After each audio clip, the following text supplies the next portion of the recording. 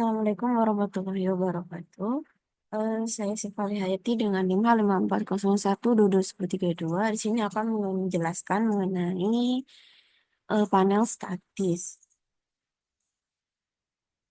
Next aja, apa sih itu data panel?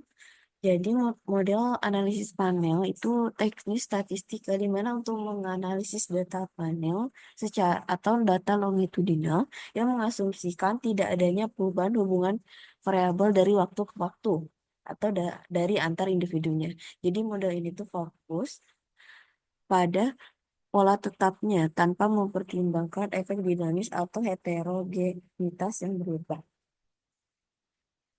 Di sini ada contoh data panel di mana data panel ada data time seriesnya dari tahun 2013 sampai 2015 dan juga ada data cross sectionnya dengan jumlah jiwa orang dengan jumlah jiwa orang dan jenis kelamin. Nah, bisa dibilang ini adalah kumpulan data contoh data panel yang seimbang atau balance panel.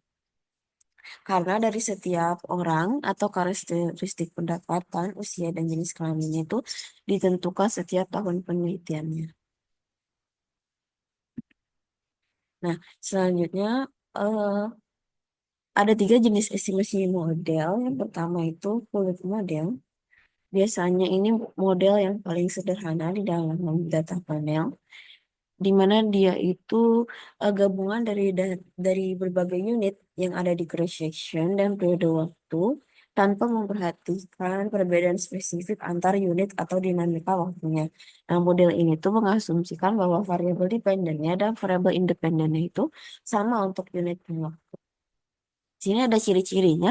Ciri-ciri dari fluid model ini tidak ada heterogenitas spesifik unit. Bisa dilihat dari koefisiennya koefisien yang beta, terus ada ciri-ciri yang kedua itu subscribe IT-nya itu hanya ada pada variabel bukan koefisiennya. Nah, bisa dilihat di rumusnya ini di mana dia koefisien betanya itu tidak ada subscribe IT-nya, tapi pada variabel X dan Y ini ada variabel IT. Kenapa? Karena dia tidak ada heterogenitas. Jadi setiap unit itu sama. Yang kedua itu fixed effect model, di mana fixed effect model ini mengakui adanya heterogenitas spesifik individu antar unit cross sectionnya, di mana portion beta satunya ini terdapat subscribe I-nya tapi tidak ada subscribe T-nya. Nah, intercept beta satu ini yang ada ini itu menangkap bahwa adanya perbedaan unit cross section tapi tidak menangkap antar waktunya. Yang ketiga itu ada estimasi model yang namanya random effect model atau RAM, seperti namanya itu random. Sama seperti FEM, di mana dia tuh mengakui adanya heterogenitas antar unit classification-nya, tapi perbedaannya itu ada di sifatnya yang bersifat random, yaitu heterogenitasnya bersifat random. Di sini ciri-ciri RAM itu yang pertama heterogenitasnya bersifat random, yang kedua ini di mana dia tuh error itu gabungan dari dua error.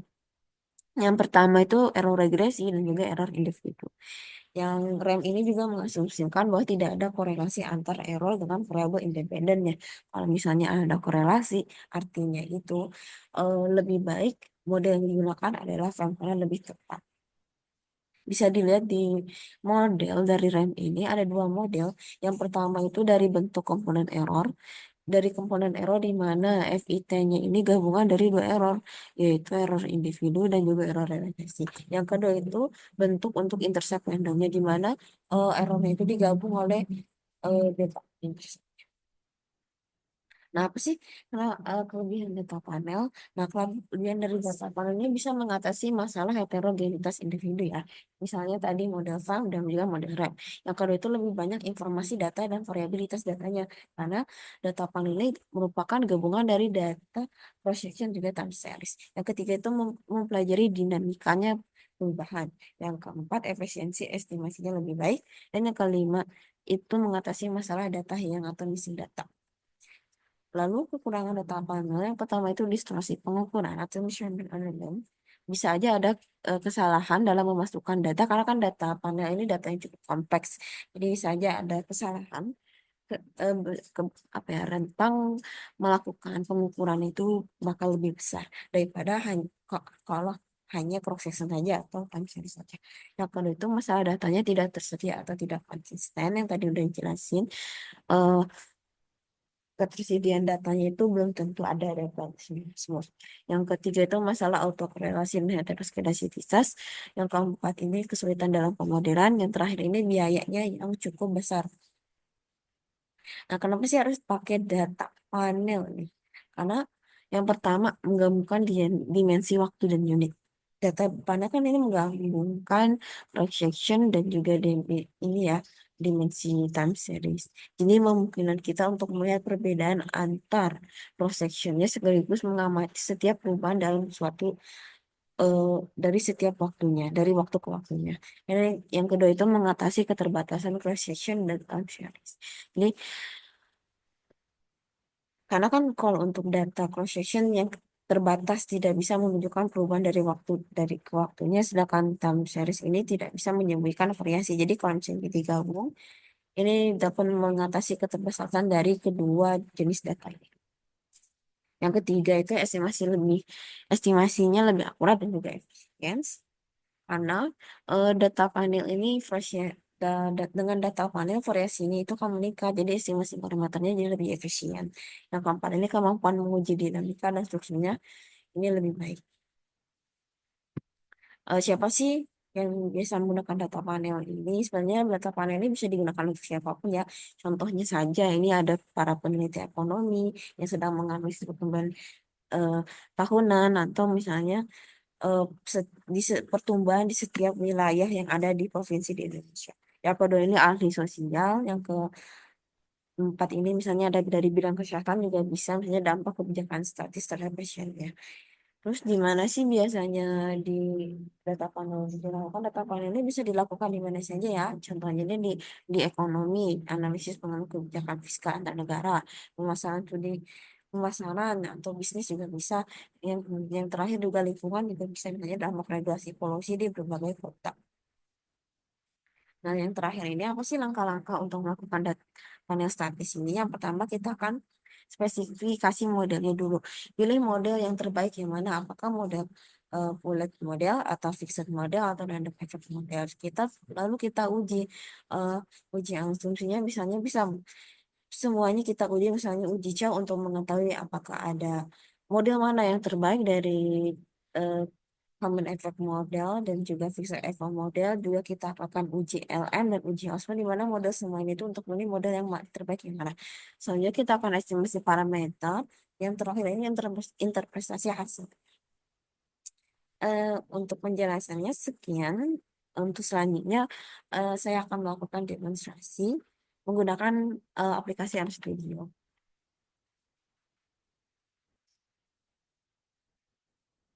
Nah, di sini udah aku buka studionya dan datanya juga aku sudah masukin di mana datanya ini aku pakai data kode tahunan PBF, IC, DIR, ROE, dan C.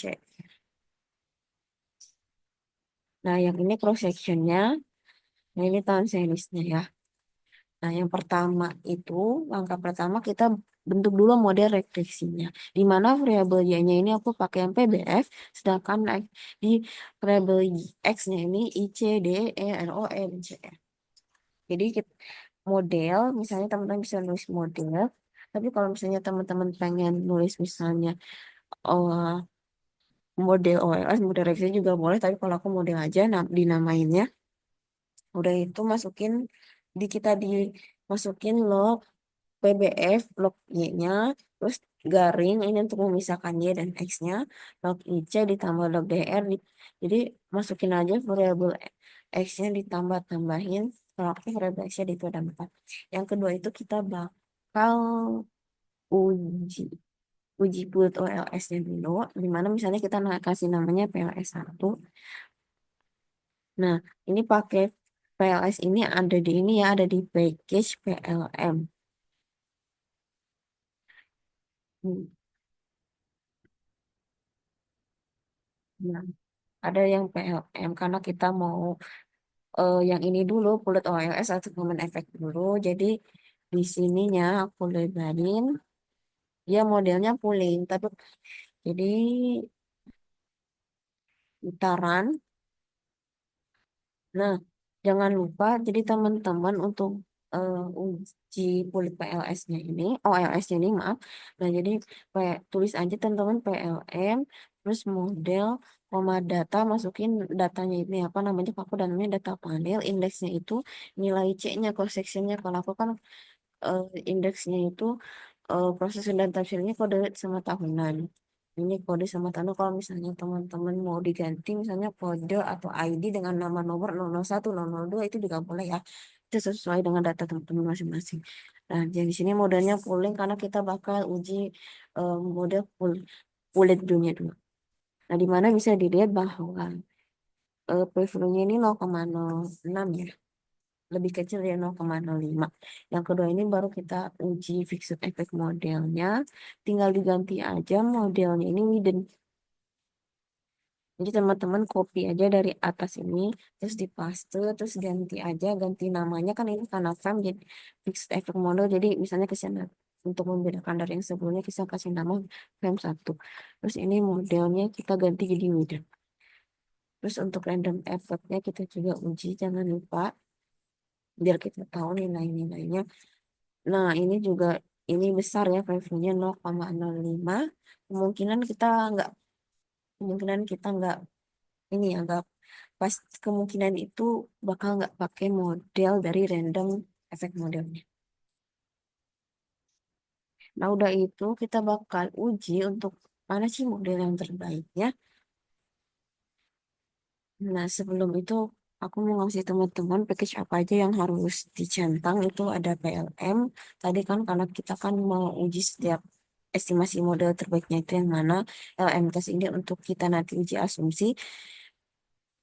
Nah, nanti itu ada char ini untuk nanti kita uji multikolonialitas yang ini.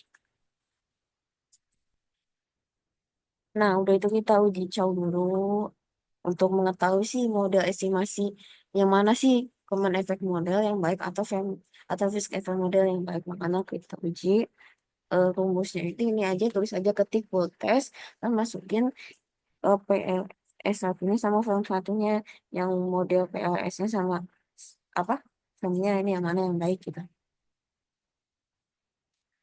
Nah, karena di uji cowok ini PV-nya lebih kecil ya dari 0,05 dia 215 ini ya, itu berarti kecil banget. Berarti eh, karena dia nilainya lebih kecil dari 0,05 berarti model fisik efek model ini yang lebih baik gitu. Nah, yang kedua uji Hausman dari mana sih yang baik fixed effect model atau random effect yang baik gitu kan. Model yang baik gitu. Karena dia juga p-value-nya lebih kecil dari 0,05, berarti untuk uji Haussmann ini, dia tuh nilainya kan lebih kecil dari 0,05, berarti model fixed effect yang lebih baik. Jadi udah ada dua ya, jadi di uji Chow frame yang lebih baik, yang di uji Haussmann juga frame yang lebih baik. Coba kita uji satu lagi, yaitu uji LM, di mana untuk mengetahui bullet OLS atau model bullet atau model random effect sih yang lebih baik gitu. Nah, karena ini lebih besar dari 0,05 yang artinya itu eh, CEM atau ini bullet effect ini lebih baik. Jadi kalau teman-teman bingung bullet effect itu apa, bullet effect itu sama aja kayak common estimator modelnya. Jadi itu tuh nama lain dari CEM itu nama lain dari ini bullet OLS. Karena dari dua tes ini yang paling baik itu FEM, sedangkan satu tes ini paling baik REM, jadi kita ambil yang paling banyak itu FEM. Jadi ini udah nggak berlaku karena dua tes ini udah FEM yang lebih baik. Jadi selanjutnya kita bakal uji asumsi seperti biasa. Yang pertama itu heteroskedasitas. Ininya kita masukin FEM karena kan yang bakal kita estimasi ini FEM ya, model model FEM-nya. Karena model FEM yang terbaik. Di blog, di run bisa dia tuh lebih besar dari 0,05 yang artinya ini tidak mengandung ya heteroskiedasitas. Dari itu kita uji autokorelasi. Pakainya aku PDW test. Tapi kalau misalnya mau BGT juga boleh, tapi di sini aku pokoknya PDW test aja. Nah, di sini lebih besar dari 0,05, berarti juga modelnya tidak mengandung autokorelasi. Sedang itu kita bakal uji multilinearitas karena model yang kita pakai ini fisik FM model, jadi kita nggak bisa langsung estimasi uh, PIV gitu. PIV langsung FM1 itu nggak bisa, jadi kita harus ubah modelnya ini menjadi model OMS. Ya, tulis aja namanya model LS kalau aku, terus LM, baru masukin yang ini, yang log ini di copy aja, terus LM dalam kurung paste gitu. Terus datanya ya data panel gitu kan. Nah, ini nggak apa-apa. Udah ini kita aktifkan library char-nya. Tadi aku udah ya, char-nya udah dicentangin. Udah itu baru udah fit model ALS. Nah, karena di sini lebih kecil ya. Lebih kecil dari angka 10 fifth-nya, jadi tidak ada nilai multikoliniaritas. Selanjutnya kita uji signifikansi model. Itu ada dua cara. Teman-teman bisa aja langsung summary FM1 atau mungkin wild test FM1 itu sama aja ya. Nah, bisa dilihat di sini bahwa p-value ini 0,001 di mana dia tuh signifikan ya lebih kecil dari 0,05. Berarti secara keseluruhan model ini signifikan secara keseluruhannya. Nah, di sini tuh bisa dilihat kalau R square ini senilai 0,93 atau 93%. Jadi itu variabel dependennya itu dijelaskan oleh keempat variabel dependennya secara 93%. Terus adjustment R square-nya juga 0,32 yang artinya ini tinggi ya. Jadi modelnya ini sangat kuat. Bisa dilihat di estimasinya ini paling besar itu yang paling mempengaruhi model ini ada di variabel ROE di mana dia tuh estimasi modalnya sebesar 1,19 dan p-value-nya ini signifikan di bawah 0,5. Sedangkan yang lain ini mempengaruhi juga, cuman setelah ROE yang paling pengaruh itu yang estimasinya ini 0,04 karena yang paling besar kedua, ini paling besar ketiga, ini yang paling kecil. Oke, mungkin itu saja penjelasan demonstrasi maksudnya maaf, demonstrasi untuk analisis panel statis ini. Mungkin aku bakal sedikit nge-review yang tadi uji uji yang ini, uji Chow, uji Horseman, dan uji LM. Jadi uji Chow ini untuk menentukan ya model terbaik mana sih, common effect yang baik atau visit effect yang baik gitu. Untuk kalau misalnya dia uji col ini nilainya p-value-nya ini lebih besar dari 0,05 otomatis model common effect yang lebih baik. Kalau misalnya nilainya lebih kecil dari 0,05 berarti model phase effect yang lebih baik. Yang kedua ini uji Hausman untuk menentukan model terbaiknya yang mana sih yang baik phase effect model atau random effect model yang baiknya. Kalau misalnya nilainya lebih besar dari 0,05 artinya itu model random effect-nya yang lebih baik. Tapi kalau misalnya lebih kecil dari nilai PV-nya lebih kecil dari 0,05, artinya itu model Fisher efeknya yang lebih baik. Yang terakhir itu GLM test, di mana untuk menentukan model terbaiknya itu boleh OLS atau random effect. Jadi kalau misalnya nilainya ini di mana nih kalau misalnya nilainya ini lebih kecil ya dari 0,05 berarti rem yang terbaik atau random effect yang terbaik. Tapi kalau nilainya lebih besar dari 0,05 berarti CN yang terbaik. Mungkin cukup sekian dari saya. Mohon maaf bila ada masalah. Wassalamualaikum warahmatullahi wabarakatuh.